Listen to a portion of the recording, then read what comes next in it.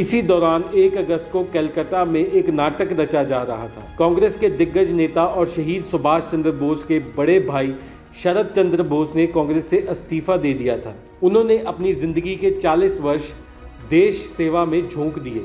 1937 तक नेहरू और शरद चंद्र बोस में काफी विचारक संभाव था, किंतु 1937 में हुए बंगाल के प्रांतीय चुनाव में कांग्रेस को सबसे अधिक 54 सीटें प्राप्त हुई। उसके बाद दूसरे नंबर पर कृषक प्रजा पार्टी और मुस्लिम लीग को 37 सीटें प्राप्त हुई। बंगाल में कांग्रेस के नेता के रूप में शरद चंद्र बोस ने नेहरू के सामने प्रस्ताव रखा कि कांग्रेस और कृषक प्रजा पार्टी को मिलकर गठबंधन सरकार बनानी चाहिए, किंतु नेहरू ने यह प्रस्ताव अस्वीकार कर दिया। सर्वाधिक सीटें जीतने के बावजूद कांग्रेस को विपक्ष में बैठना पड़ा और कृषक प्रजा पार्टी ने मुस्लिम लीग के साथ सरकार बनाई। AK फजलुल हक बंगाल के प्रधानमंत्री बने। उसी समय से कांग्रेस बंगाल में कमजोर होती चली गई। इस गलती की वजह से हालात इतने नाजुक हुए कि ठीक 9 वर्षों बाद मुस्लिम लीग के सुहरावर्दी जैसे कट्टर इस्लामिक व्यक्ति के बंगाल के प्रधानमंत्री बनने के द्वार खुले गए। इसी कुख्यात व्यक्ति ने 1946 में डायरेक्ट एक्शन डे के नाम से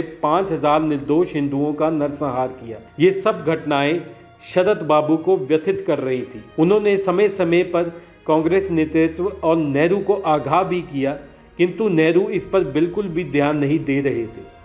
1939 में कांग्रेस के त्रिपुरी अधिवेशन के दौरान कांग्रेस के अध्यक्ष पद के चुनाव में नेहरू ने सुभाष चंद्र बोस के विरोध में जबरदस्त कटु प्रचार किया। इस पर शरद बाबू का नेहरू से नाराज होना स्वाभाविक था।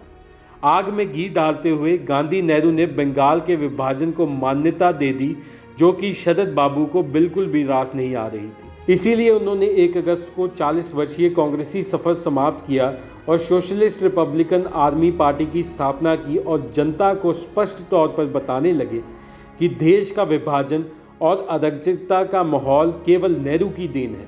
1 अगस्त की शाम आते आते पंजाब, सिंध और बलूचिस्तान पूरी तरह हिंसा की आग में ढल चुका था। RSS के 58,000 स्वयं सेवक पूरे पंजाब में हिंदू सिखों की रक्षा में दिन रात एक किए हुए थे। ठीक इसी प्रकार बंगाल में भी लपटें सुलग रही थी।